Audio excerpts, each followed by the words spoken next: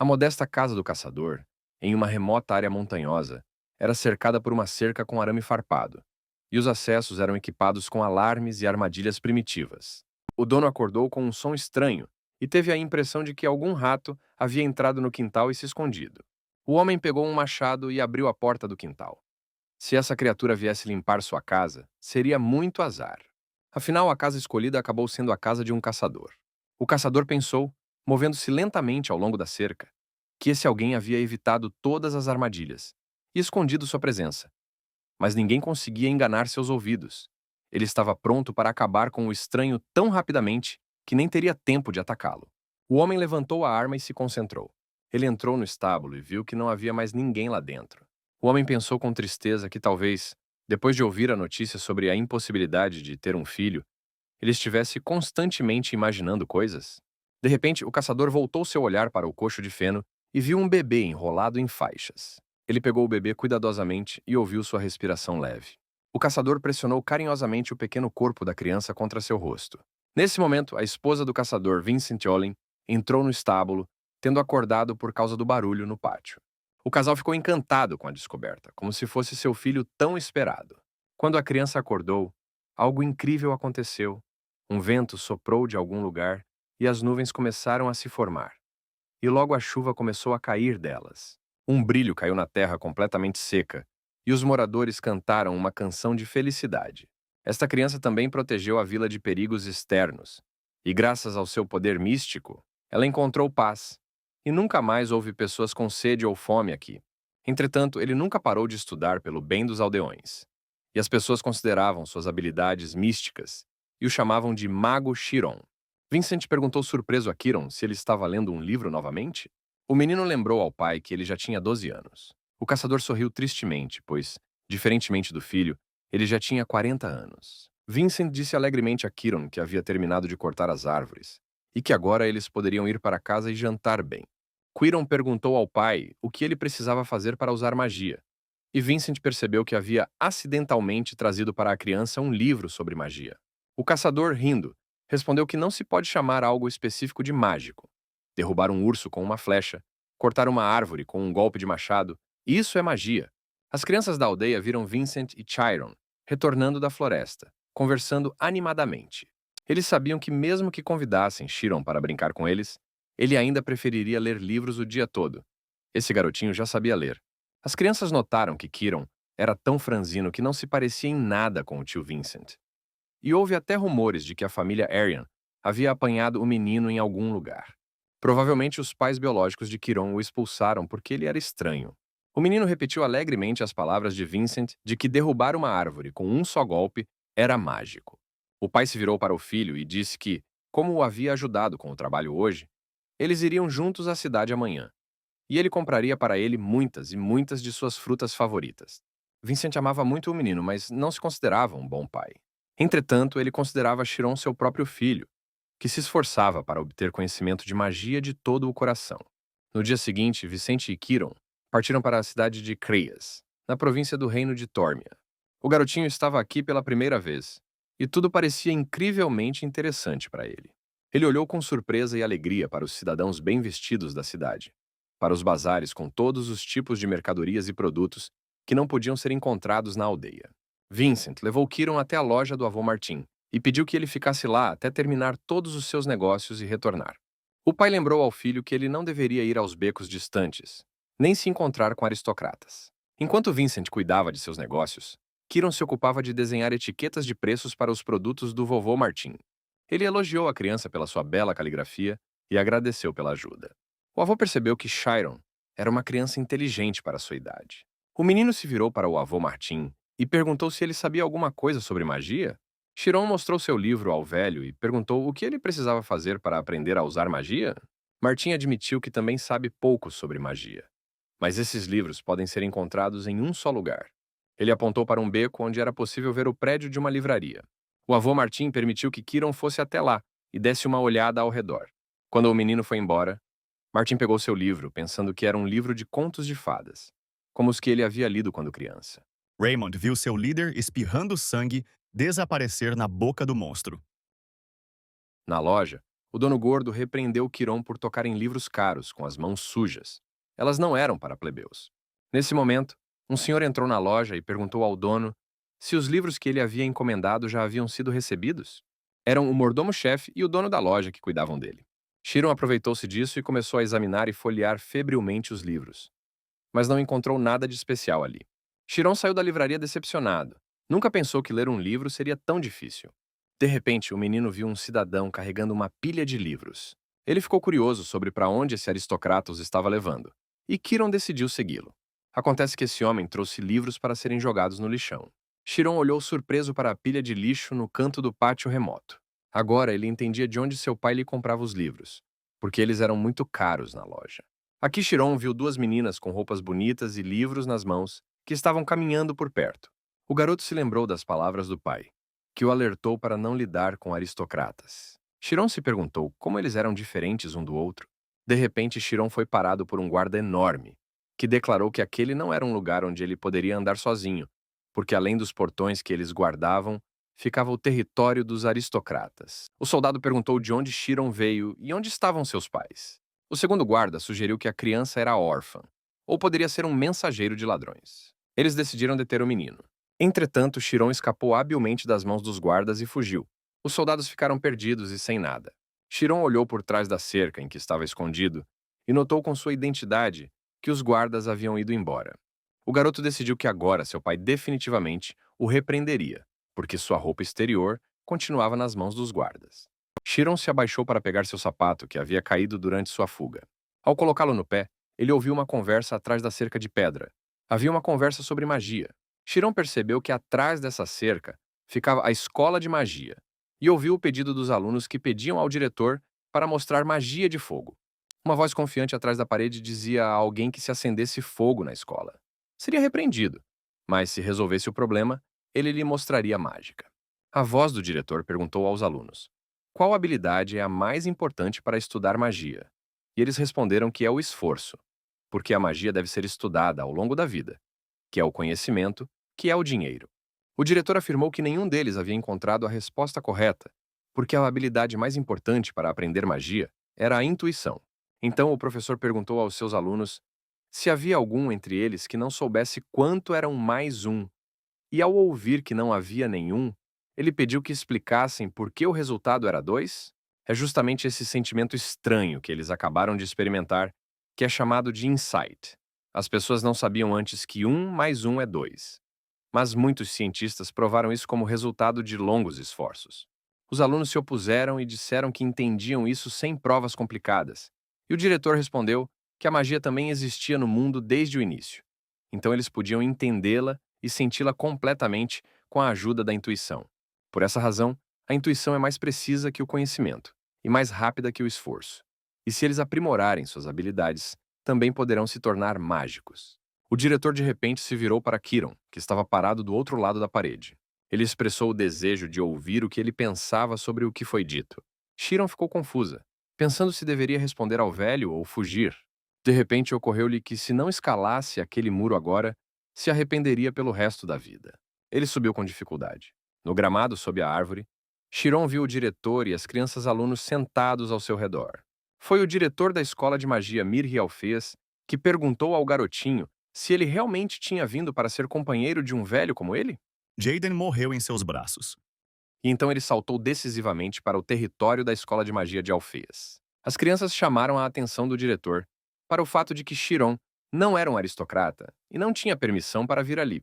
Alfeas pediu que o menino se aproximasse e perguntou quais palavras do velho haviam atraído sua alma. Uma bola mágica de fogo apareceu em sua palma. El decidiu fazer isso não importa o que acontecesse, e a flecha de fogo foi disparada em direção ao dragão. Alfeas disse que não havia nada de difícil nisso e que ele mostraria magia do vento. De repente, uma força de vento que veio do nada levantou Chiron e os alunos no ar. Suas figuras no ar se transformaram em pequenos pontos. Tão alto, Alfeas os ergueu no céu, mas Chiron estava feliz. Então seu corpo ficou pendurado a 1 metro do chão e as crianças riram alegremente da piada do diretor. Mir Alfeas, acariciando lentamente sua barba, declarou que isso era magia. Chiron, enquanto isso, perguntou ao diretor o que é chamado de mágica. Ele pediu para lhe contar a verdade. Os alunos ficaram chocados com a grosseria com que esse plebeu falou com o diretor, pois nem mesmo os professores da escola de magia conseguiam falar com ele daquele jeito. Alfeias deu uma risadinha vaga e afirmou que, nesse caso, ele diria de forma complicada: a magia é uma ação com o objetivo de sair do senso comum. É uma influência na consciência, explorando a verdade dos fenômenos. O garoto respondeu que esse não era um fenômeno muito conhecido, mas talvez por isso estivesse próximo da verdade. O diretor perguntou se ele havia lido isso em livros, mas Kiron respondeu que nos livros ele via características comuns que se destacavam, embora a princípio muitos dos pensamentos de grandes pessoas fossem criticados, embora no final fossem reconhecidos como novo senso comum. Portanto, talvez a verdade esteja escondida em algum lugar fora do senso comum. O que você precisa fazer para ter a oportunidade de aprender magia? O diretor percebeu que tinha uma criança muito inteligente na sua frente. Ele queria, mesmo que fosse difícil, obter informações precisas e pesquisá-las. Ele realmente acreditava que teria sucesso? Afinal, ele é um plebeu, e em vez de uma explicação detalhada, seria melhor mostrar-lhe um exemplo prático. O diretor se virou para uma garota chamada Xuamin e pediu que ela entrasse na zona espiritual. Um momento depois, Xuamin atendeu ao pedido de Alfias. O diretor, segurando várias moedas na palma da mão, perguntou se ela conseguia adivinhar quantas eram. E a menina respondeu rapidamente que eram 6 moedas. Ele abriu a palma da mão e mostrou que Xuamin havia adivinhado corretamente. O diretor disse que se um mágico se concentrar, sua mente se tornará tão sensível que ele será capaz de sentir tudo ao seu redor. Mágicos excepcionais conseguem até adivinhar o número de folhas em árvores distantes. Este é um estado espiritual extremamente sensível, a zona espiritual. Os mágicos que entram nele observam o mundo exterior com percepção não sensorial e, como resultado, podem controlar fenômenos. Chiron percebeu que a garota não estava contando o número de moedas. Ela estava sentindo a situação acontecendo diante de seus olhos. Alfeias disse a Chiron que ele também poderia treinar em um lugar tranquilo e primeiro se familiarizar com ele e depois se livrar de tudo. Qualquer um pode fazer isso, mas ninguém pode. Se ele tiver sucesso, um mundo diferente de tudo o mais se abrirá diante dele.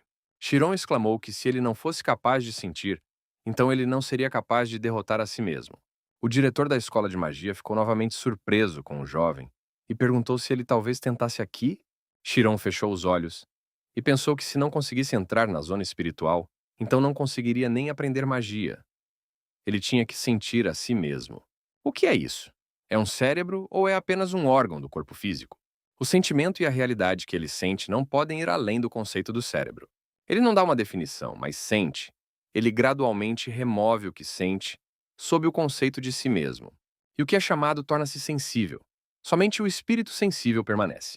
Chiron de repente viu o diretor e seus alunos em um espectro estreito. Alfeias perguntou ao menino o que ele sentia, e Kiron respondeu que ouviu um som. O diretor relatou que o que estava acontecendo na zona espiritual era diferente em dimensão.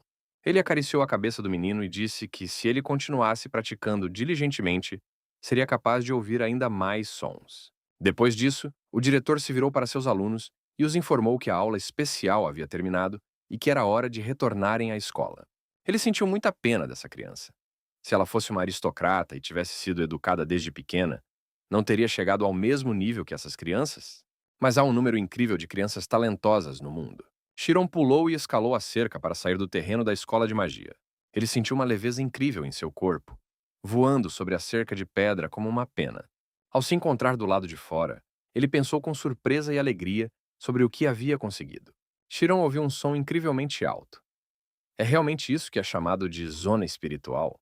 Enquanto isso, o ventilador ganha ainda mais força rotacional, não deixando o espírito com chance de sair dali. Ele é o próprio mundo. Chiron simplesmente tremeu diante da grandeza desse infinito. Mesmo que tenha sido apenas por um momento, ele deixou o continente. Ele se tornou ilimitado. Chiron correu pela rua o mais rápido que pôde, mas acidentalmente esbarrou em um homem e caiu. Ele pediu desculpas ao homem, que estava com vários amigos. Isso simplesmente não podia ser. O escravo da isca retornou sozinho de sua jornada para a masmorra. Ele é, obviamente, da gangue do lobo. O homem sugeriu que o menino tinha vindo para atacá-lo, e naquele momento, uma garota chamada Amy o chamou e perguntou o que eles estavam fazendo ali. Chiron percebeu que aquela senhora era uma aristocrata, embora ainda fosse bem pequena. O homem disse a Amy que o idiota iria matar o homem, e então ele queria cuidar dele. Esse cara queria que Chiron o compensasse. Ele perguntou ao menino onde estava sua mãe. Este homem mau Chamou a atenção de seus companheiros para a mudança no olhar do menino. Ele chutou o garoto com força na cabeça. Amy ordenou que os homens parassem e perguntou a Chiron se ele estava vivo. O menino disse a ela que não tinha feito absolutamente nada de errado. Amy mandou os homens pararem de brincar e perguntou se havia algo mais interessante. O homem respondeu que estava pensando em extorquir o sujeito e depois vendê-lo para a Vila do Sul, já que ele era um plebeu e não haveria consequências.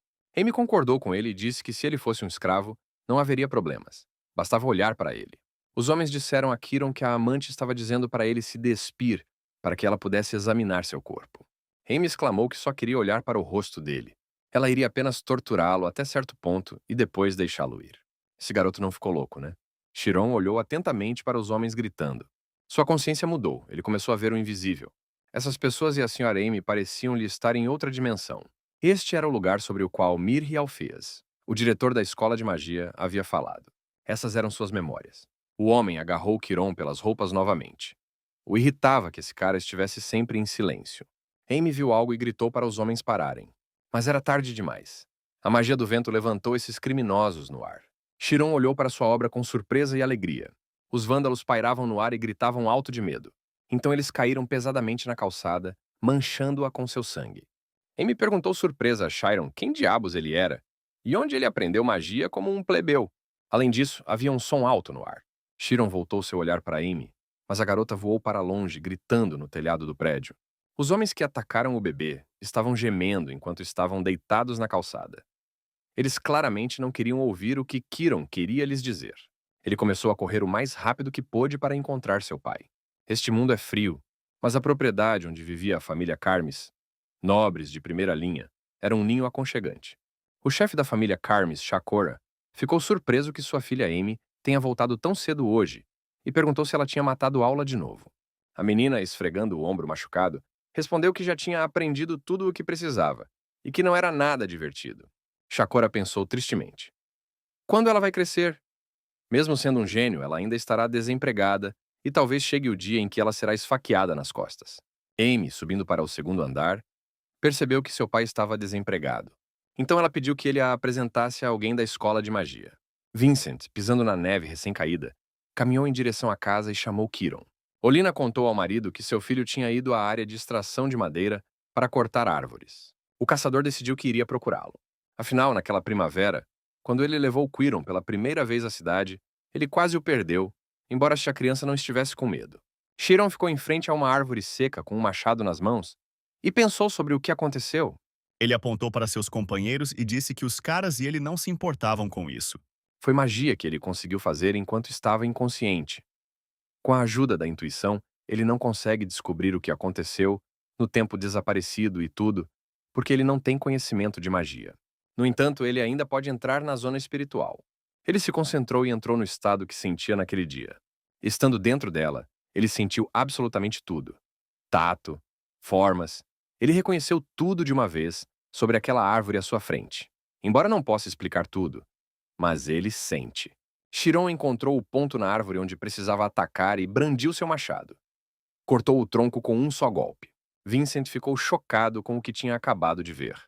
Porque era um trovão, um fenômeno no qual uma árvore é cortada com um único golpe em seu ponto crítico. E o golpe é chamado de trovão porque, quando é executado, um som semelhante ao de um trovão é ouvido. Chiron notou com satisfação que havia derrubado o tronco da árvore de uma só vez. Após 100 golpes de machado, foi exatamente como aconteceu com a magia naquele dia. Vincent não sabia o que pensar. E Chiron entendeu que o que era necessário aqui não era sorte, mas conhecimento preciso. Amanhã ele repetiria tudo sem parar, em nome da oportunidade que um dia lhe surgiria. 3 anos depois, Chiron sentou-se no toco de uma árvore e admirou o outono que se aproximava. Ele pegou um machado e se aproximou da árvore. Não a olhou com os olhos, apenas a sentiu.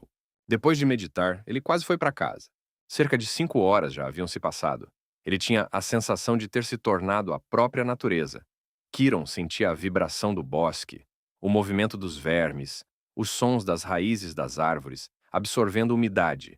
Ele ouvia tudo isso profundamente, mas 5 horas não eram suficientes para ele. Chiron lembrou-se das palavras do diretor da escola de magia, que disse que, se ele tivesse sucesso, um mundo diferente de tudo o mais se abriria diante dele. Kiron decidiu que era hora de voltar para casa. Ele se aproximou da casa com lenha nos ombros e viu 2 cavalos brancos. Havia uma carruagem luxuosa parada no pátio, e o jovem pensou que alguns convidados haviam chegado. Havia um estranho na casa, e Vincent pediu a Kiron que fosse até lá e o cumprimentasse. Era o assistente do mordomo-chefe da família Ogent, Temuran. Chiron fez uma reverência e disse seu nome. E o mordomo-assistente declarou que tinha vindo ali para encontrá-lo. Chiron ouviu dizer que a família Ogent era composta pelos aristocratas de segunda categoria do reino, mas não entendeu por que uma pessoa de alta patente trabalhando para a nobreza precisava dele. Temuran perguntou ao jovem se ele sabia ler e ele respondeu que lia um pouco desde a infância. O assistente do palácio virou-o para a direita e para a esquerda, examinando-o cuidadosamente. E Chiron perguntou-lhe por que ele estava fazendo isso. Temuran afirmou que tinha uma boa reputação. Não apenas sabia ler, apesar de Chiron ser filho de um lenhador, mas também era incrivelmente respeitoso. Ele não gostaria de trabalhar para a família Ogent. Desta vez, eles precisam de alguém para trabalhar na grande biblioteca. Uma das tarefas é impedir que os livros sejam retirados. O prazo de trabalho é de 2 anos. O trabalho pesado será feito por carregadores, e somente os dois farão a triagem. Chirone tinha certeza de que a biblioteca da família Ogent havia acumulado muito conhecimento de alto nível que um mago precisava. Temuran acrescentou que somente sua família e ninguém mais saberia sobre esse trabalho, e que os livros não deveriam ser retirados por nenhum motivo, e ninguém deveria saber que eles foram retirados. Se isso acontecer, Chiron e sua família morrerão.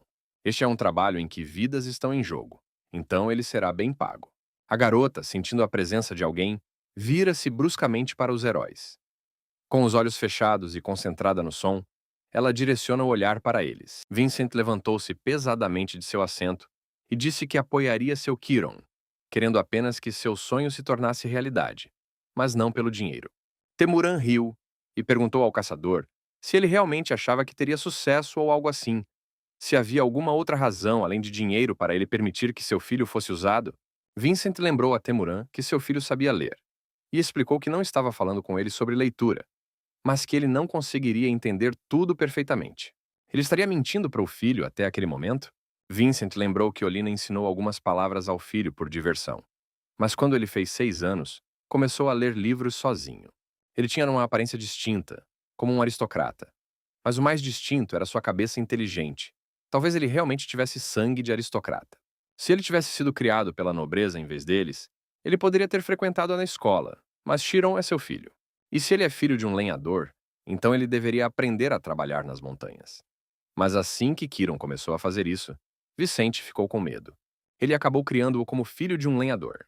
O caçador caiu de joelhos e pediu a Temuran que usasse seu filho, porque ele lia muito desde criança e era incrivelmente inteligente.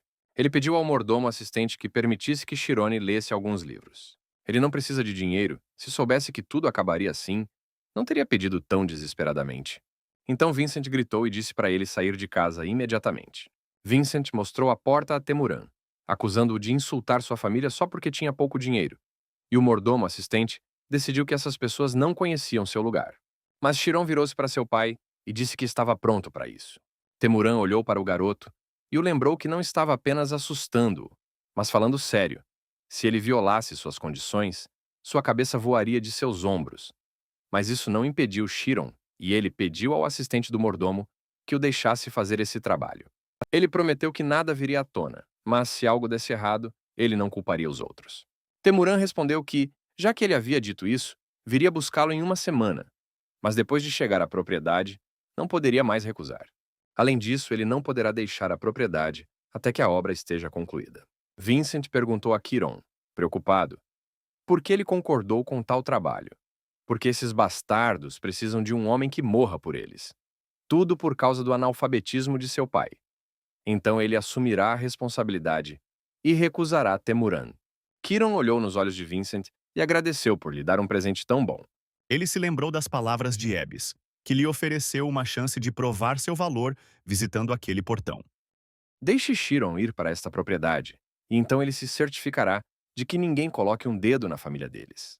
O caçador pensou com alegria que finalmente havia feito algo que valia a pena, como seu pai. Uma semana depois, uma carruagem chegou da propriedade para Chiron, e o jovem imediatamente assinou um contrato especial. Depois disso, Quiron foi imediatamente sentado na carruagem, com suas coisas também colocadas lá.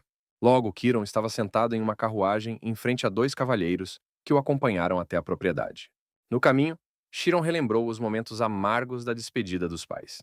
Mas o jovem cruzou os braços e disse a si mesmo para não duvidar de sua decisão. Afinal, esta era a única chance em sua vida, mas ao mesmo tempo era uma faca de dois gumes. Será que ele conseguirá resistir por 2 anos entre pessoas com enorme poder? Enquanto isso, a carruagem entrou no território do reino de Tórmia, onde a família Ogent era a principal família dos Creias do reino de Tórmia. Era uma família de guerreiros, que produzia espadachins de estado desde os tempos antigos. O chefe anterior da família era um general e um espadachim de estado de terceira patente. E o chefe atual da família, Lord Odjed Bishop, era um cavaleiro de estado de quarta patente. Tudo isso foi explicado a Kiron por seus companheiros de viagem. E, finalmente, a tripulação chegou à principal atração da família Organt, a grande estrada reta. Chiron ficou impressionado com o rico esplendor da casa da família. Ele foi conduzido por um longo caminho que levava a uma mansão de 4 andares. Esta era a casa de uma família de aristocratas de segunda categoria. Foi aqui que a família Eugente viveu. Chiron foi levado a um prédio separado com uma cúpula pontiaguda. Ali ficavam os escritórios de trabalho e os alojamentos dos mordomos, além do local onde Chiron iria morar. Lá dentro, ele foi recebido por Temuran, que lhe disse para segui-lo e prometeu explicar a natureza do trabalho que ele deveria fazer. Eles seguiram para um enorme salão, a grande biblioteca dos Oyants. O mordomo-chefe assistente disse que os livros seriam movidos para a biblioteca sagrada, e Chiron ficaria encarregado de separar a literatura. Toda semana ele lhe fornecerá uma lista.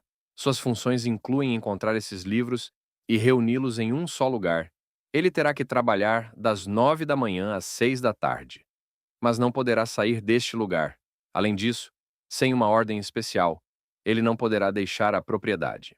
Pegando uma motosserra, Lin inicia a etapa final de seu plano. Chiron decidiu que isso era o suficiente para colocar sua vida em risco e perguntou a Temuran quando ele poderia começar a trabalhar.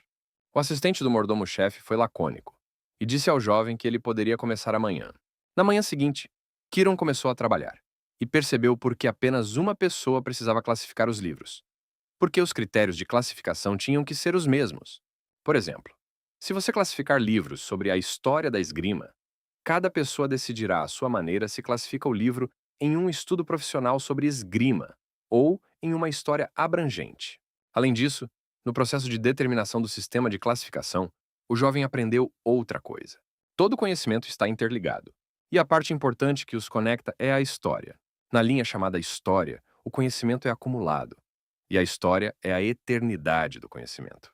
Se depois de estudar história com perfeição, ele complementá-la com outras áreas, a velocidade do aprendizado aumentará, de 10.000 livros a cerca de 850 sobre história. Ele poderá lê-los todos em 2 anos para realizar seu sonho de se tornar um mágico. Chiron fechou o livro rapidamente porque ouviu os passos do vice-mordomo-chefe.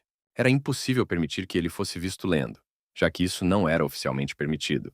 Temuran elogiou Chiron por sua boa classificação e observou que ele estava trabalhando até tarde novamente. Ele não recuou dessa declaração. Temuran, saindo da biblioteca, disse que Chiron ainda tinha um longo caminho a percorrer.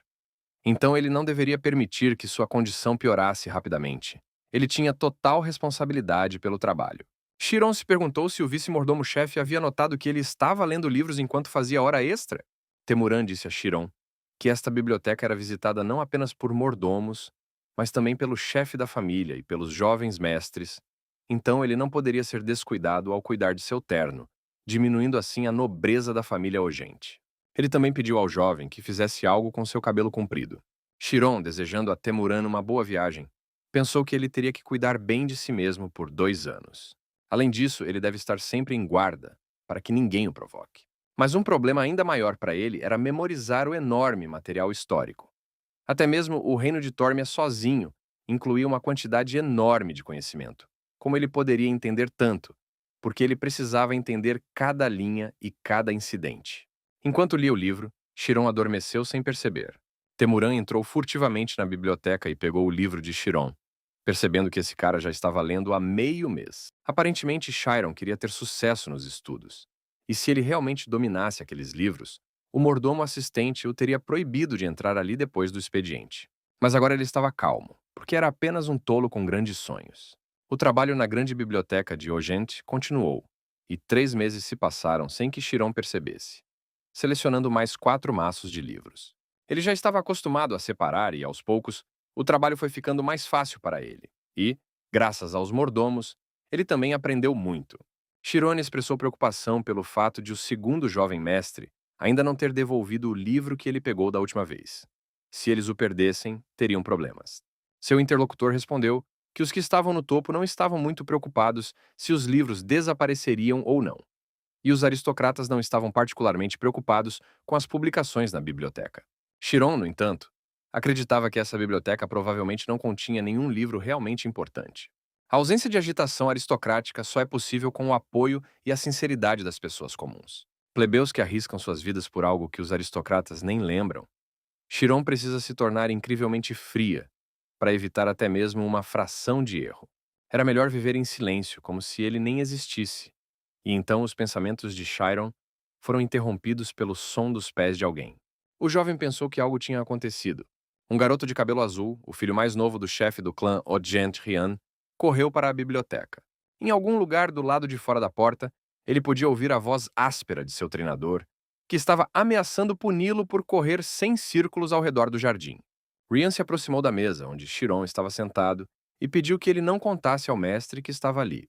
Depois disso, o filho mais novo do chefe da família Ogent se escondeu debaixo do armário. Seu mentor, com uma longa barba, apareceu na biblioteca e parecia muito irritado. O homem perguntou a Chiron se ele viu um cara de cabelo azul e do tamanho de um amendoim entrando correndo. Chiron percebeu que ele se referia ao mestre mais jovem e perguntou quem era o mais velho ali. O homem respondeu que era um espadachim, um mestre que poderia quebrar qualquer um com seu golpe, e que não era para ser menosprezado. Seria melhor contar tudo a ele rapidamente, se ele não quisesse ser o primeiro a ser espancado. Chiron respondeu que o jovem cavalheiro estava escondido debaixo da estante. O mestre agarrou Ryan pelas roupas e o puxou bruscamente para fora de debaixo do armário. Ele o arrastou até a saída, prometendo primeiro colocar sua mente em ordem, e Ryan prometeu encontrar Chiron em breve. Chiron pensou que este mestre tinha o poder do chefe da família e não tinha liberdade de escolha. E o mestre, enquanto isso, arrastou o jovem mestre para as montanhas, e ninguém o viu novamente por um longo tempo. Mais um mês se passou. A primeira vez que Chiron levou 20 dias para ler um livro, mas depois que ele entendeu o livro inteiro perfeitamente, em 4 meses, ele já tinha lido 82 livros de história. Como ele esperava, as dificuldades surgem apenas no começo. Não há nada absolutamente novo em nenhum livro. Se você criar uma base de 200 livros, os 650 restantes serão muito mais fáceis. Enquanto lia livros de história, dúvidas começaram a surgir em sua cabeça. Estudar história agora seria realmente a escolha certa? Mas quando estudou a ação do mágico na história, ele se convenceu da correção de sua escolha. Se um cientista estuda teorias, então um mágico é uma pessoa que materializa essa teoria em realidade. Ou seja, magia e cientistas são a mesma coisa. Mas mesmo nessa situação, a razão pela qual nem todos os cientistas são mágicos é um estado mental extremamente sensível, porque eles não conseguem entrar na zona espiritual.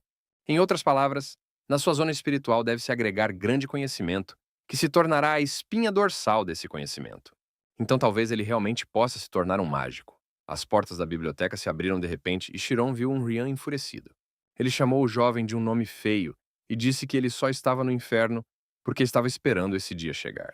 Chiron perguntou calmamente ao rapaz se ele realmente tinha vindo até ele por causa do incidente que aconteceu. Rian confirmou seu palpite e disse que sofreu infinitamente por causa dele, subindo e descendo o penhasco inúmeras vezes. Quando não havia mais forças em seus braços, ele se segurava apenas graças à sede de vingança. Chiron percebeu que a raiva do jovem mestre havia chegado ao limite.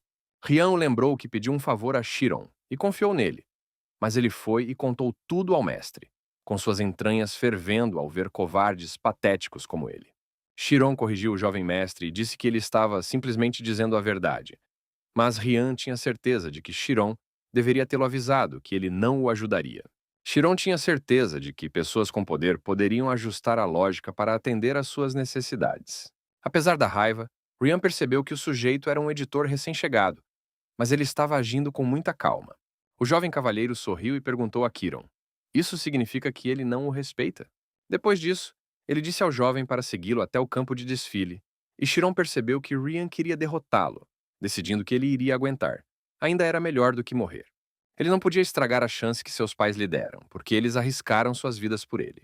Um objeto lançado por Ryan apareceu no ar. Foi uma espada de madeira que Chiron pegou. Era exatamente a mesma que estava nas mãos do jovem mestre que declarou que este seria um duelo. Com a ajuda da espada, ele faria Chirone pagar o preço por ignorá-lo. Chiron perguntou a Ryan quando ele foi tão covarde. Se ele era o mordomo de Ogente, ele deveria protegê-lo. Ryan lembrou que Chiron não queria ser derrotado pelo mestre, e por isso o vendeu. Ele se afastou do homem em perigo. Ele acrescentou que não importa o quanto sua família o ignorasse, ele não era alguém para ser ignorado. Ryan sugeriu que Chiron o atacasse, prometendo levar em conta a diferença de força e começar somente depois que 3 golpes fossem recebidos. Chiron pensou que a espada de madeira era forte o suficiente para quebrar seus ossos. Então ele teria que voltar para casa. O que ele poderia fazer? Ele teve 3 chances. Chiron aproveitou a oportunidade e deu o primeiro golpe. O segundo golpe também não causou grandes perdas ao inimigo e Chiron tinha apenas uma chance. Seu estado lembrava aquele em que ele conseguiu ficar na cidade durante uma briga com bandidos. Ryan notou imediatamente a mudança na condição do oponente e percebeu que seria mais difícil bloquear o terceiro golpe. A espada de madeira de Chiron quebrou com o impacto na cabeça de Ryan e agora era a vez dele. Entretanto, sua espada se quebrou em pequenos pedaços. Chiron percebeu que sua aposta havia vencido. Com o primeiro ataque, ele sentiu as sensações. Com o segundo, ele calculou o tempo do oponente. E com o terceiro, ele fez. O golpe de trovão que ele treinou inúmeras vezes ao longo de 3 anos foi uma surpresa para Ryan. Ele perguntou surpreso a Chirone onde ela aprendeu a empunhar uma espada. O jovem respondeu que não era esgrima, mas um raio. Ele explicou que seu pai trabalhava nas montanhas e ele o seguiu e também cortou árvores. Mas sua força física não era suficiente para isso. Então ele aprendeu essa técnica para compensar essa deficiência. Entre os lenhadores, isso é chamado de trovão. Ryan não conseguia entender o que o garoto estava dizendo. Como ele poderia aprender tal técnica sozinho? Afinal, ele estava segurando uma espada nas mãos há 15 anos. Tal técnica não pode ser dominada simplesmente cortando madeira. Ele se lembrou de seu irmão Raya, que foi incrível desde a infância. Aos 12 anos já havia aprendido a profunda verdade dos Oyents. Suas habilidades estavam muito à frente das de seus pares. Seus pais sempre o elogiaram, inclusive depois das vitórias sobre ele, Ryan. Ryan sempre pensava com irritação. Por que ele não consegue alcançar seu irmão Raya? Não havia como Ryan admitir a derrota para esse plebeu. Chiron perguntou ao jovem mestre se ele havia se comportado de forma indelicada, e ele lhe disse para ficar quieto. Ele jogou uma espada de batalha nas mãos de Chirone. Ryan afirmou que as armas dos dois ficaram inúteis, então a vitória ainda não estava determinada. Se ele aprendeu a destruir uma espada, então ele deveria manuseá-la de acordo com aquele nível. Em um mês eles determinarão o vencedor usando espadas de verdade. Chiron percebeu que poderia facilmente morrer ali. O jovem virou-se para o jovem mestre e disse que nunca tinha aprendido a usar uma espada. Ryan respondeu que era por isso que ele lhe dava tempo para se preparar. Se ele era tão bom a ponto de dominar a destruição da espada cortando árvores, então ele pensaria em algo com isso também. Ryan avisou o jovem para nem pensar em fugir, pois ele definitivamente o ultrapassaria. Chiron, enquanto estava na biblioteca, descobriu o que aconteceu. Na família Ogent, as crianças recebem características distintas, tanto na forma de cabelos pretos quanto azuis. O chefe da família Augent Bishop, que tem cabelos pretos, tem 3 filhos e uma filha. O filho mais velho com cabelo preto é um espadachim estadual de 6ª categoria. E a filha mais velha com cabelo azul também é muito capaz, mas ela escolheu a música em vez da espada. E agora é a pianista do reino. O segundo filho, Ogent Raya, de cabelos pretos, é considerado um gênio absoluto. Ao contrário dos irmãos mais velhos de cabelos pretos que ocupavam os primeiros lugares, Ryan revelou não ter potencial algum, mesmo tendo recebido um tutor pessoal, e todos na propriedade sabem disso. Chiron pensou que não deveria ter participado da batalha. Ele deveria apenas ter suportado a surra. Ele agora havia arranhado o orgulho de um homem que viveu a vida toda sendo comparado aos seus irmãos. Ele sempre achou que todos os aristocratas eram de alguma forma incríveis. Achava que se o problema não fosse com livros, ele não precisaria morrer. Ele não tem tempo para isso. Ele precisa pensar em como se tornar um mágico. Ele vive nas montanhas e, portanto, está confiante em sua resistência. Se ele aprender pelo menos uma maneira de se defender, ele poderá sobreviver. Ele precisa fazer aquilo de que é capaz. Enquanto isso, no campo de treinamento, Ryan completou uma corrida de 100 voltas sob a supervisão de seu mentor. O mestre ficou satisfeito com o tempo mostrado e surpreso com a obediência com que o jovem mestre treinou. Entretanto, Ryan não ficou satisfeito com o treinamento e disse ao mestre para encontrar algo mais poderoso. O mentor não conseguia entender que isso havia acontecido com seu aluno. Ele pensou que seu irmão Rai havia aprendido uma nova técnica novamente, embora já tivesse revelado o esquema. El pensou, olhando para seu novo camarada, que Dibo estava aprendendo muito rápido, e ele nem tinha despertado o círculo ainda. Cada pessoa tem uma ideia do seu corpo físico, e o diagrama pode ser chamado de personificação do seu extremo. Graças a esse esquema, os mestres podem usar idealmente todas as células do seu corpo. Chiron também sabia sobre isso pelos livros, e decidiu que, já que era o completo oposto da zona espiritual, talvez ele devesse tentar? Primeiro, sinta-se. Até aquele momento era fácil para ele, assim como na zona espiritual. Mas na zona espiritual, naquele momento, ele começou a se livrar de si mesmo. E no esquema ele se aprofunda cada vez mais. E se você remover toda essa cortina preta, então ele finalmente chegará ao primeiro capítulo do esquema. No entanto, seria ineficaz treinar o esquema diretamente oposto à zona espiritual agora. O que significa que a garota que ele conheceu, nos becos 3 anos atrás, também usou o esquema. Tal nível em uma idade tão jovem é muito surpreendente. Chirone decidiu que seria melhor praticar várias técnicas de espada baseadas na zona espiritual, e decidiu começar com o corte de 8 direções. Primeiro de cima para baixo. Ao mesmo tempo, Ryan também estava fazendo exercícios de espada, e seu mentor estava com medo de que seus músculos explodissem devido ao esforço excessivo. E o jovem mestre perguntou ao seu mentor por que suas mãos ainda não conseguiam sair. O que o deixou furioso foi não poder revelar o plano, pois seu irmão Rai e o mestre sugeriram que Ryan terminasse por hoje. Ele perguntou ao jovem o que ele estava pensando, e o jovem cavalheiro respondeu que estava pensando que estava prestes a morrer por causa da dor em seus braços. O mestre disse a Ryan que nunca escreveu no relatório que tinha talento, mas ele ainda acha que tem algo em que é muito bom. Os gênios sabem no que são bons, e como resultado, o esforço que os gênios fazem é um ato de fazer aquilo em que são bons, sem nenhuma dúvida. Mas o que as pessoas como elas realmente temem é o esforço. O esforço para dominar o que não se pode dominar. O desejo ardente de desafiar o que não se pode fazer. Isso pode ser chamado de inimigo natural dos gênios. Ryan afirmou que esse era seu consolo favorito de todos que ele tinha ouvido até então. Ele percebeu que se essa era uma habilidade que ele não tinha conseguido dominar desde o começo, ele poderia simplesmente adquiri-la por meio da persistência. Ryan agora estava confiante de que definitivamente venceria. Contudo, Chiron não cedeu ao jovem mestre nesse desejo. A arte da espada é um esporte dinâmico que tem como objetivo matar um ser vivo, mas, por outro lado, está mais repleta da psicologia de cortar um ser vivo. Chiron sabia que tinha que imaginar um inimigo imaginário, mesmo que parecesse que o inimigo o atacaria de várias maneiras. Na verdade, os ataques vêm principalmente de 8 direções. Então ele só precisa de cortes e bloqueios em 8 direções. Ele vinha aprimorando essas duas coisas durante o mês inteiro.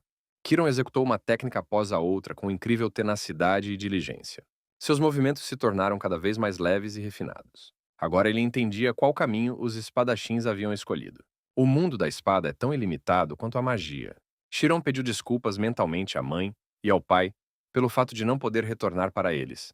Mas ainda assim, não se arrependia de nada. Mesmo que agora ele esteja na encruzilhada entre a vida e a morte, seus olhos viram um mundo incrível.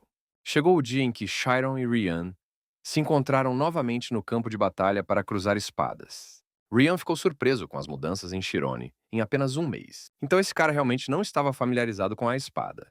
Além disso, ele é tão calmo, mesmo sendo a primeira vez que segura uma espada de verdade. Se esse garoto realmente tem o mesmo talento que Rai, então ele tem ainda mais obrigação de vencer. Ryan rapidamente começou seu ataque. Chirone entendeu que a incrível habilidade de espada de Ryan era diferente de sua própria habilidade em termos de nível. Entretanto, ele já sentia o caminho da espada. O fato desse cara ver sua espada também foi notado por Ryan, e o jovem mestre também notou que Chirone não tinha medo dele. Palm gritou em desespero para Dibo que era hora de acabar com aquilo. Mas a essência do medo é sua morte no futuro. E o futuro é apenas uma ilusão que ainda não existe. Se você não imaginar o próximo momento, qualquer um pode pular de um penhasco. Não é apenas uma vontade de morrer. Ryan percebeu que seu oponente tinha controle total sobre seus sentimentos. Mas ele também não tinha medo de nenhum tipo de morte. O jovem cavalheiro bloqueou o golpe de direita de Chiron. Ele defendeu a espada erguida de cima. Ele pensou em como havia muros que não podiam ser superados apenas com truques. Chiron notou a velocidade e a gravidade dos ataques de Ryan.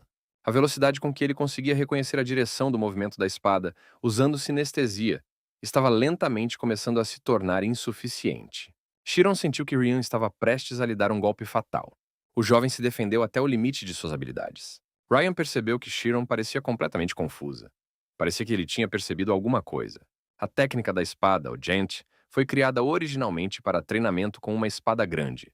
E Chirone não seria capaz de suportar seus ataques pesados, nos quais Ryan se esforçava para fazer cada um deles. Ele estava pronto para despedaçar Chiron com sua força. Chiron pensou, segurando o ferimento sangrando com a mão, que quando Ryan tivesse atingido seu peito, ele poderia ter continuado e atacado novamente de baixo para cima. Então, teria cortado seu lado, e esse seria o fim. Então, Chiron percebeu por que seu oponente estava apenas fazendo movimentos amplos. Ele entendia a arte da espada menos do que deveria. Faltavam-lhe princípios no uso das técnicas que havia aprendido. Nesse caso, ele deveria estar preparado para reduzir o poder de combate estimado de Ryan. Ele teve que mudar de tática e atacar. A mão do herói toca a barreira brilhante. O detalhe aumenta a tensão, deixando claro que a barreira pode ser a chave para ações futuras ou proteção. Ele só viu os movimentos básicos de um espadachim à sua frente. Mas por que era tão difícil para ele bloqueá-los? Chiron notou com satisfação que a resistência do inimigo havia caído significativamente, e ele a estava economizando mantendo o ritmo. Ryan se recusou a acreditar nessa realidade. Ele imediatamente se lembrou da humilhação sofrida por seu irmão Rai quando perdeu para ele em lutas de treinamento. Ryan gritou e disse a Chiron que estava apenas fazendo-o rir. Ele se tornará o melhor espadachim do mundo. Aqui Ryan viu que seu oponente havia desistido da vitória e abaixou sua espada, o que foi uma surpresa para ele. E Chiron não conseguia ler o movimento da espada do oponente porque havia muitas opções. Chiron se concentrou e seu olhar pousou nos olhos de Ryan. A espada fez um som estranho enquanto girava no ar. Atingiu a arena com um som suave e vibrante, fazendo com que faíscas voassem. Os oponentes se encontraram frente a frente, cara a cara. A arma estava nas mãos de apenas um espadachim, Chiron. Ryan não conseguia acreditar no que tinha acontecido. Em pouco tempo, seu oponente conseguiu girar o cabo da espada e desferiu um golpe para cima, arrancando a arma de suas mãos. Afinal, quem é esse Chiron ariano? E Chiron nunca pensou que venceria esse cara. O que vai acontecer agora? Afinal, seu oponente é um aristocrata. Seu orgulho está ainda mais ferido. Então não se sabe o que ele encontrará de errado desta vez. Inesperadamente, Ryan admitiu a derrota. Ele disse que era o perdedor. Então, mesmo que Chirone o matasse, ele não teria nada a dizer contra isso. Chiron decidiu que o jovem mestre estava brincando.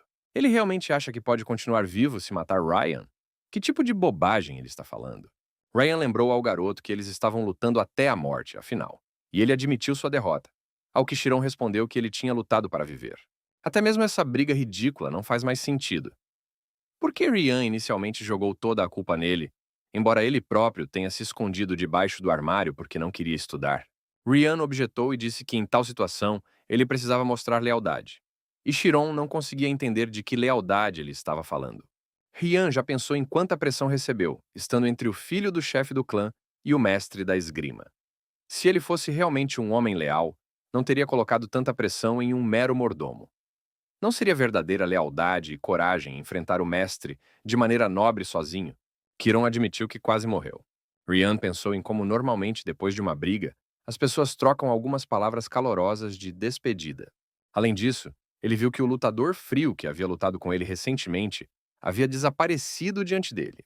Ryan tinha certeza de que estava diante de um gênio, mas não o zombou como seu irmão Rai. Pelo contrário, o confrontou com todas as suas forças.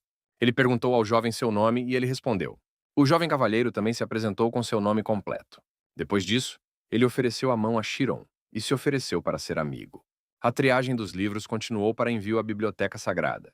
A triagem de 7.028 livros de um total de 10.453 já havia sido concluída. Dolan não conseguia acreditar que era tão forte que sua magia... De fato, já fazia um ano que Chiron começara a trabalhar na grande biblioteca de Ogente. E era óbvio que quanto menos livros havia para classificar, mais a eficiência aumentava. Além disso, dos 850 livros de história restantes, restaram apenas 200, e Chiron começou a ler mais de 3 livros por dia. Muito em breve, ele completaria a espinha dorsal do conhecimento que havia imaginado em seus sonhos. Além disso, ele experimentou a esgrima e entendeu a fonte do medo. Graças a isso, a durabilidade da zona espiritual também se tornou mais forte. Mesmo que o começo tenha sido lento, se ele não desistir, um dia o objetivo estará diante dos seus olhos. Mas o mais importante é que nenhum benefício era comparável ao aparecimento de um bom amigo em Chiron. Claro, o chefe da família e o segundo jovem mestre também costumam ir à biblioteca. Aparentemente, são pessoas inteligentes. Depois que se tornaram amigos, Chiron descobriu que, apesar de seu porte grande, Ryan era muito leal e doce por natureza, assim como o caçula da família. Chiron pegou o livro das mãos de Ryan e pediu que ele não acrescentasse mais trabalho a ele. Caso contrário, ele morreria. Ryan riu e pediu que ele não se preocupasse. Qual era o sentido de livros serem mais importantes que a vida humana? Mesmo que a biblioteca inteira pegasse fogo, ele o protegeria. Chiron não podia dizer nada. Então ele também não podia odiá-lo. Ele pensou que estaria seguro se apenas ficasse quieto. Mas por que Ryan estava o entretendo aqui na biblioteca? E seu treinamento hoje? Ryan respondeu que queria estudar na biblioteca por um tempo. Ele disse ao amigo que estava muito entediado. Falando sobre Ryan, Chiron pensou que ele era como uma chama que seria impossível de se acalmar quando fosse acesa, e que se ele tivesse um motivo, ela imediatamente se inflamaria novamente. Chiron sentou seu amigo à mesa e disse que se ele viesse estudar, então era isso que ele precisava fazer. Ryan perguntou a Chiron se era realmente necessário ler tantos livros para se tornar um mago. E o jovem respondeu que, pelo contrário, faltava-lhe muito, pois antes de chegar aqui, não tinha tido oportunidade de estudar. Mas ele já leu 600 livros somente sobre história. Então agora, quase tudo neles lhe é familiar. Ryan sempre se surpreendeu com a teimosia de Quiron nesse aspecto. Ele não entendia como era possível ler livros tão rápido. E além disso, embora tivesse a mesma idade que ele, parecia muito mais velho. Ryan folheou um dos livros e percebeu que era um pouco interessante. Ele estava interessado no prefácio na forma de uma pergunta sobre quem venceria se um espadachim e um mago lutassem. Ele citou uma passagem sobre como o autor viajou pelo mundo para encontrar a resposta certa para essa pergunta. E mesmo agora, se ele fechar os olhos, pode ver a cintilante cordilheira de Artusna, 6.000 metros acima do nível do mar. Há árvores carnívoras naquele lugar que comem pássaros da montanha. Ryan fechou o livro com força e perguntou: que coisa chata e nojenta é essa? Mas Chiron começou a provar a ele que não se pode julgar um livro por uma página. Ele começou a procurar uma resposta para a pergunta de quem venceria: o espadachim ou o mágico? Eles chegaram ao ponto de reunião e notaram que uma equipe estava faltando. Chiron fez uma reverência, e Rian perguntou ao irmão como ele sabia disso. Enquanto isso, Chiron orou a Deus para que Rai não tivesse ouvido toda a conversa até aquele momento. Se descobrirem que algum mordomo falou de forma tão desrespeitosa com o filho de um aristocrata, isso não terminará apenas com uma surra. Rian perguntou a Rai se ele estava do lado dos espadachins porque ele próprio era um. Rai respondeu que tudo poderia ser conhecido apenas observando as posições dos espadachins e magos no continente. Ryan riu e perguntou ao irmão. Eles estavam falando sobre a briga que tinham um com o outro? Então, qual o significado dos status deles? No campo de batalha, lutar olhando para o status é estupidez. Rai se virou para Chiron. O jovem cavalheiro pediu sua opinião sobre o assunto. Chiron não conseguia entender quais eram as intenções daquele homem. Rai foi muito abrupto e não havia como reconhecê-lo. Chiron estava procurando uma resposta moderadamente adequada. Ele finalmente respondeu que, supondo que o espadachim e o mago tivessem habilidades semelhantes, ele acreditava que, uma vez que o espadachim entrasse no alcance de poder do mago, seria difícil para ele vencer. Entretanto, se o espadachim conseguisse acertar o golpe com sua força física extraordinária antes que a magia fosse usada, o resultado seria difícil de prever. E Rai disse ao jovem que ele estava enganado. O mágico perderá em qualquer caso. Ryan olhou pensativo para o irmão. Desde criança, sempre que aparecia alguém que o excitava, Rai gostava de pisar e esmagar o que era importante para ele. Enquanto isso, Rai continuou e disse a Chiron que, como ele gostava de história, ele devia ter ouvido falar da armadura Oshinjan. Chiron sabia que este era um artefato que lançaria a zona dos espíritos dos magos no caos, ou seja, na antimagia. A habilidade característica dos magos é a zona espiritual. Dizem que lutar contra um mago nesta área é como confrontar tubarões nadando livremente na água. O que está turvando essa água e tirando a sensualidade? Isto é antimagia. Se você não tocar na zona espiritual, Você não tocará na magia. Mas que mago pode derrotar uma pessoa equipada com tais artefatos? Em primeiro lugar, a antimagia é uma técnica de alto nível criada, usando o poder mágico que flui no coração do dragão. E também é semelhante a uma onda. Então não importa quanto dinheiro você invista nela, a eficácia não aumentará em nada. O preço para acalmar as ondas, Iacra. Também aumenta a eficácia da armadura Oshinjan em apenas 65%. É por isso que eles têm um preço astronômico, porque só as sobreposições custam quase o mesmo que o orçamento anual do reino. E Rian perguntou ao seu irmão: Então, em que o espadachim é mais forte? Rai sorriu misteriosamente e respondeu que o problema era que a antimagia foi criada por mágicos. Rian se perguntou por que os magos precisavam de antimagia. E Rai respondeu que era óbvio. Havia muitos lugares onde a antimagia era necessária, ideal para sentar em um travesseiro de dinheiro. Esses mágicos ficam em fila, implorando para serem usados. Então não há necessidade de comprar artefatos tão grandiosos. Os magos patéticos eram apenas escória que vendiam seus próprios companheiros por dinheiro, ao que Rian percebeu que seu irmão estava sendo muito rude. Chiron, entretanto, disse modestamente que essa é a essência dos mágicos. Como disse o senhor, Rai, a antimagia é criada por mágicos. Eles são usados para restringir a magia em lugares onde ela é proibida. E nas escolas de magia, eles são usados ativamente como materiais didáticos. Graças a isso, embora a antimagia possa ser desvantajosa para os magos, ela é valorizada como um produto intelectual, criado para tornar este mundo mais útil. Portanto, mesmo apenas por causa de sua existência, é difícil dizer que os espadachins são superiores aos magos. Rai exclamou emocionado que ideais e realidade eram diferentes. Não importa o que acontecesse, isso não mudaria o fato de que, ao lutar contra um espadachim, um mago não seria capaz de vencer. Com essas palavras, Rai saiu correndo da biblioteca, e Chiron riu e disse a Rian que já havia pensado em sua morte. Rian abraçou o amigo com uma risada, e disse que Chirone é a melhor, pois era a primeira vez que ele via o rosto do irmão daquele jeito. Se a língua dele é uma espada, então ele é o melhor espadachim do mundo. Ryan admitiu que se sentia incrivelmente mais leve na alma. Talvez, como disse Rai, ideais e realidade sejam diferentes, mas a mentalidade que conduz pesquisas desimpedidas, até mesmo sobre suas próprias fraquezas, esse poder frio da razão, existe para o bem do mundo inteiro. 6 meses depois, o mordomo-chefe assistente anunciou que eles tinham terminado o trabalho antes do prazo. É bom que tudo tenha avançado 6 meses. Mas Kiron organizou os livros que estavam abandonados há 20 anos, com tanta perfeição que deixou todas as preocupações para trás. Seria uma pena simplesmente deixá-lo ir. Temurlan soltou seu servo e pensou. Chiron sentou-se à sua mesa na biblioteca e pensou em como virar as páginas dos livros. Era uma questão simples, mas depois de ler um livro, um novo mundo sempre se abria diante dele. É um pouco como um sonho. Ryan olhou para a biblioteca e perguntou ao amigo. Tendo terminado seu contrato, ele ainda não tinha ido para casa, não é? Vendo as estantes vazias atrás de Chirone, Ryan perguntou se ele havia feito isso, e o garoto respondeu que agora não tinha mais nada para ler, pelo menos naquele lugar. Ryan ficou mais uma vez impressionado com suas habilidades e declarou que ele era incrível. Chiron se virou para seu amigo. Ele me pediu para visitá-lo em casa antes de ir embora.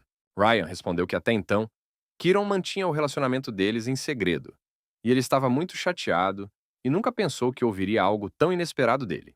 Na verdade, eles só se encontravam na biblioteca, porque não tinham tempo suficiente para encontros pessoais.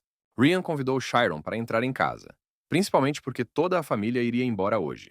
Entretanto, após chegarem na mansão, Chiron ficou um pouco assustada, principalmente porque eles estavam indo em direção às portas principais.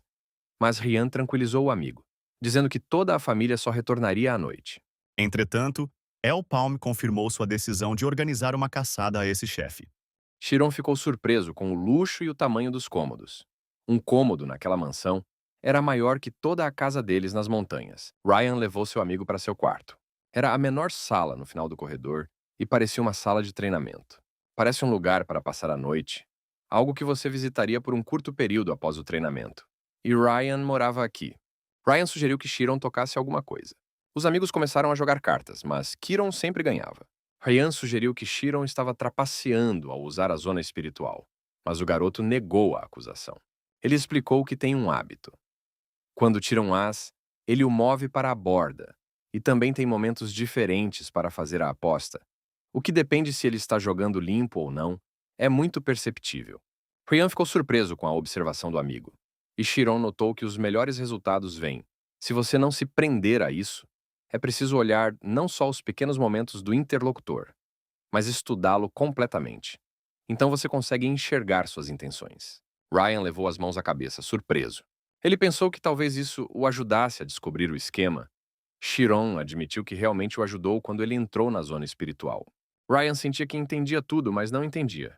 Chiron pegou um livro da estante e pediu que seu amigo o emprestasse para ele ler, porque ele só tinha lido alguns livros de história, e agora, pela primeira vez em muito tempo, ele pegaria uma novela.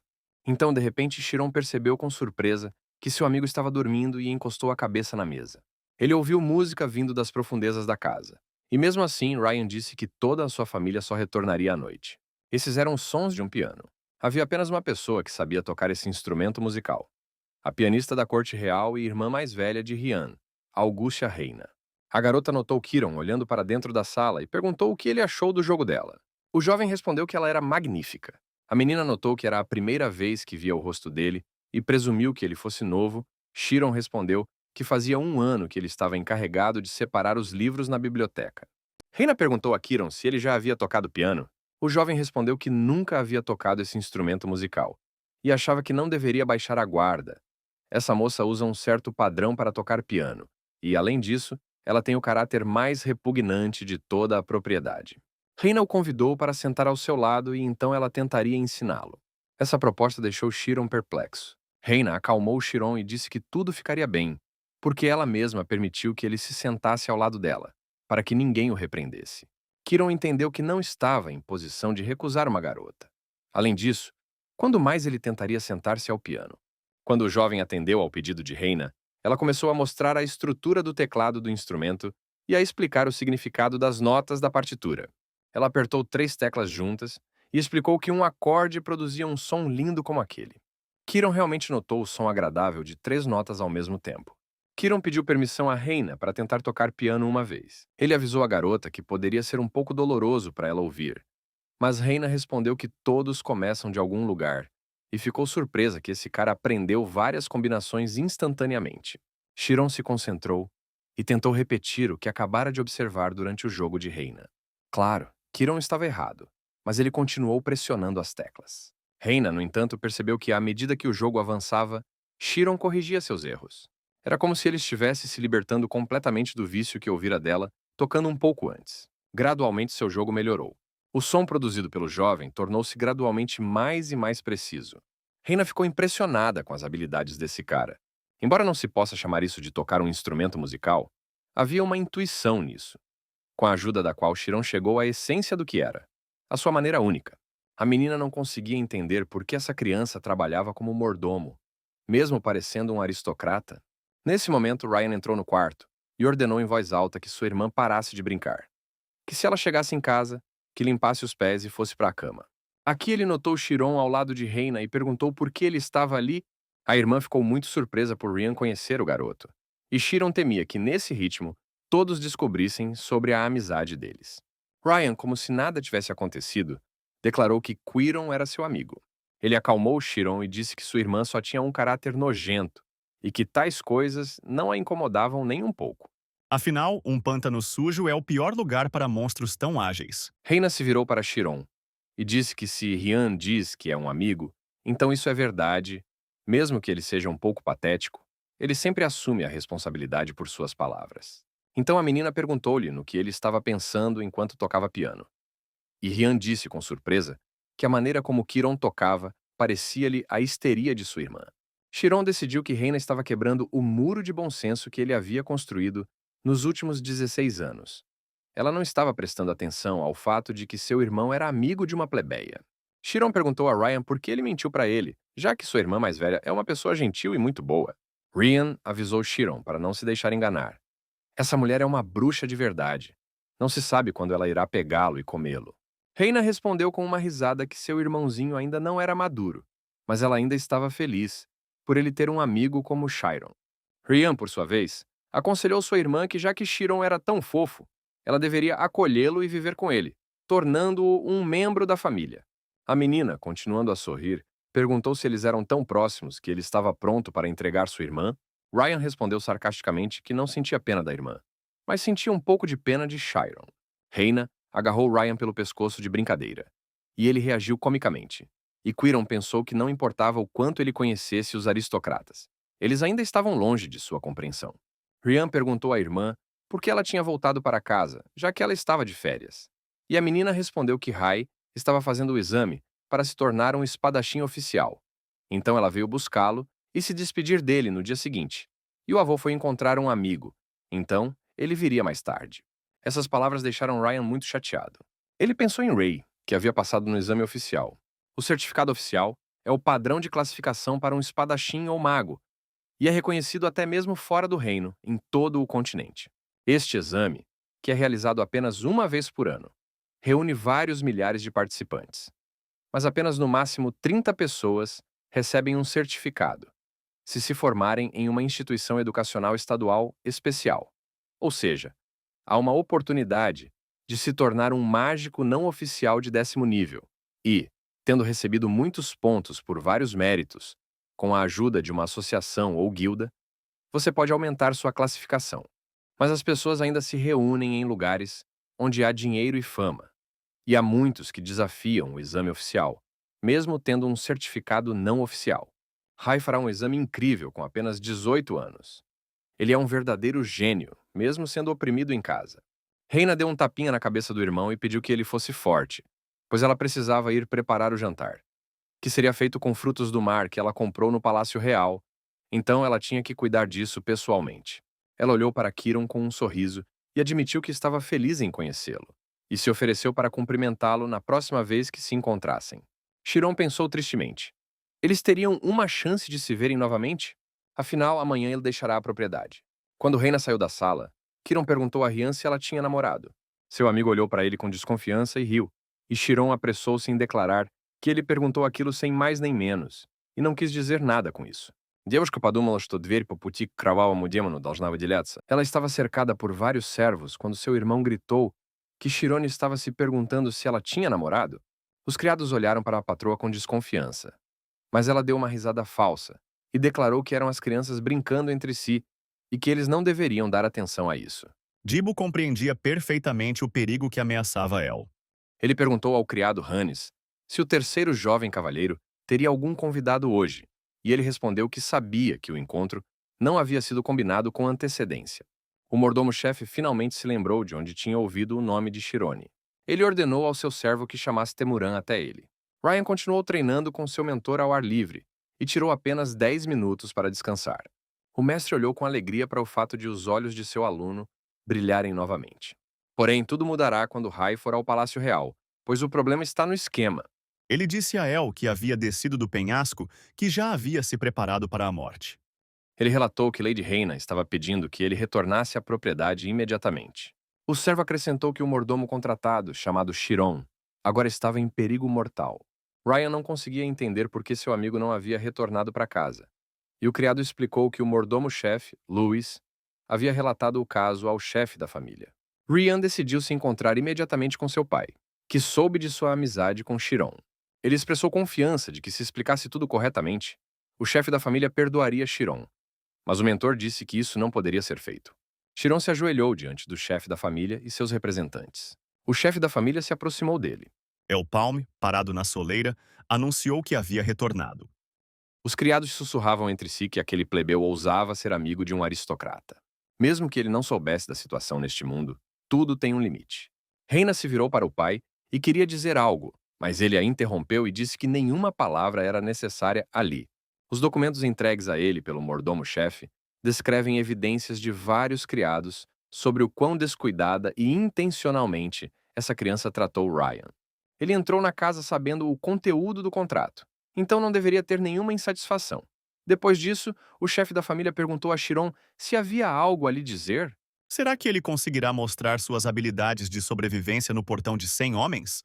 Todos os presentes pensaram com espanto que aquele garotinho não percebia o que estava acontecendo, pois precisava implorar para que sua vida fosse poupada. Reina pensou que esse cara estava preocupado com Rihanna, mesmo nessa situação. O bispo perguntou com raiva ao jovem como ele ousava fazer uma pergunta tão estúpida, como convém a um plebeu. Ele realmente achava que algo aconteceria a um aristocrata porque ele se envolveu com uma pessoa tão insignificante. Hakan admitiu que não gosta de rodeios, e por isso vai mudar a pergunta. Eles são amigos há um ano e continuarão sendo amigos no futuro. O chefe da família ficou furioso e disse que parecia achar que o nome Ogent era muito fraco. O bispo virou-se para o copeiro-chefe e ordenou que ele executasse a sentença rapidamente, sem deixar que o ocorrido viesse à tona. O cão exclamou que iria morrer, mas nunca se inscreveria para algo assim. Por que ele deveria sofrer e por que estava sendo punido daquela forma? Uma ordem dada em nome do chefe do clã não pode mais ser cancelada. A família é sua vida física e espiritual. Tudo isso é feito para sua proteção. E mesmo que seja um pequeno conflito, suas raízes devem ser eliminadas. Dois guardas pegaram Kiron pelos braços e o levaram para fora. O bispo disse à filha que por um momento ela poderia pensar que era cruel, mas com o tempo ela ficaria grata por essa escolha. Nesse momento, Ryan invadiu a sala e declarou que não permitiria que isso acontecesse. Reina olhou para o irmão com esperança e alegria. Ryan perguntou em voz alta: quem iria matar seu amigo sem permissão? Bishop, olhando nos olhos de Ryan, disse que faria isso. Ryan perguntou ao pai por que ele estava fazendo isso, já que Chiron não havia cometido um pecado mortal, mas simplesmente se tornado seu amigo. E o líder respondeu que não eram apenas aqueles que cometiam pecados mortais que morriam. As circunstâncias da nobreza eram tão complicadas que ele não conseguia imaginar. A família enfrenta todas essas circunstâncias difíceis, então ele, como filho de um aristocrata, vive recebendo tratamento especial. E Rian pergunta ao pai: qual o significado desse tratamento especial? Se por isso ele deve trair seu amigo. O bispo respondeu que aqueles que tiveram a oportunidade de se tornar amigos de um aristocrata foram precisamente definidos. Ele realmente acha que aquele plebeu o considera um amigo? Há muita escória neste mundo que se aproxima dos aristocratas para explorar suas fraquezas e depois destruí-los. Elpalm, enquanto isso, voltou-se para Ibur. O pai disse que nunca acreditaria, que precisava provar que ele e Quiron eram verdadeiros amigos. Ryan percebeu que isso era um beco sem saída. Se ele disser que não pode provar, acabou-se o assunto. É surpreendente que ele não tenha pedido o dobro. Ele entendeu que não podia dizer nada aleatório. Se ele fosse Quiron, ele poderia ter respondido ao pai de uma forma fria. Ele se lembrou do olhar nos olhos de Chirone, que consumia tudo quando eles lutavam com espadas. Ryan se lembrou das palavras do amigo de que, quando ele não fica obcecado com pequenas coisas, ele pode realmente obter bons resultados. Ele não deve olhar para uma pequena parte do inimigo, mas estudá-lo completamente, olhar tudo de uma vez. Então ele será capaz de ver as intenções dessa pessoa. Ryan olhou para o pai e o observou atentamente. Ele era um aristocrata de segunda categoria, chefe do clã Oyent, um cavaleiro de quarta categoria oficial. Mas esta não era algum tipo de disputa entre pai e filho. Esta é uma luta com espadas de verdade. 30 minutos atrás, o mestre lhe perguntou: não é sobre aquela criança que trabalhava na biblioteca? Ele não é um plebeu? Ryan respondeu que se esta é uma pessoa com quem se pode comunicar através da espada, então qualquer um pode se tornar um amigo. O mentor perguntou-lhe: ele não sabe o que é mais importante para os aristocratas? Não são eles os primeiros a arrancar as raízes de qualquer coisa que possa colocar toda a família em perigo? Quando ele se tornou amigo de um plebeu que não valia nem uma mosca, ele pensou na arma que lhe permitiria lidar com essa amizade. Ele tão levianamente fez daquela criança sua amiga que agora ele nem pensa que tudo será decidido somente por sua persistência. Então Rian perguntou ao mentor se isso significava que ele não deveria fazer nada, já que foi ele quem primeiro estendeu a mão para Chiron, oferecendo-se para ser amigo. Ele disse ao professor que não queria se tornar um covarde. O mestre sempre gostou desse olhar zeloso, verdadeiro e também sincero de Rian, mesmo que por isso ele não se torne um grande espadachim. Esse olhar faz com que você deposite suas esperanças nesse sujeito e o apoie, após o que o mestre lhe entrega a espada. Ele disse que se Rian fosse até a propriedade com esta espada, ele o deixaria ir. Mas se sua determinação não fosse tão forte, então ele não deveria dar um único passo dali. Rian aceitou a espada e respondeu que nunca esqueceria a bondade do mestre. O professor me pediu para lembrar que abandonar amigos significa abandonar outro eu. É uma batalha com a vida em jogo, uma batalha com espadas reais. Ryan riu alto e disse que, afinal, seu pai não poderia ser enganado, mas ele quase o fez. A prova de que ele e Chiron são amigos é sua crença nisso. A existência dele, amigo de Chiron, é prova de que eles são amigos. Mas Bishop respondeu que essa questão não é apenas uma disputa entre pai e filho, Mesmo agora, a autoridade de muitos aristocratas está caindo abaixo de nada. Se isso leva ao colapso da família, ele é capaz de expulsar até mesmo seu próprio filho da família. Reina ficou horrorizada com as palavras do pai. Ryan respondeu com dignidade que, se essas eram as condições para proteger seu amigo, ele estava pronto para partir com um sorriso no rosto. O bispo disse ao filho para desembainhar a espada, e se ele realmente considerasse aquela criança sua amiga, então ele deveria colocar sua vida nisso aqui e agora. Ryan sacou a espada da bainha. Elpalm entendeu que toda a elite dos sindicatos comerciais estava representada ali. Também participaram da missão as 3 irmãs de Natasha, representando o sindicato Goldrich.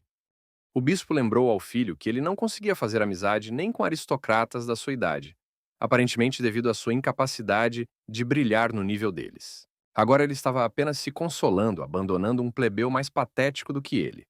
Mas Ryan percebeu que seu pai estava errado dessa vez. Chiron brilha mais que ele, e ele quer ajudá-lo a brilhar em um lugar ainda mais alto.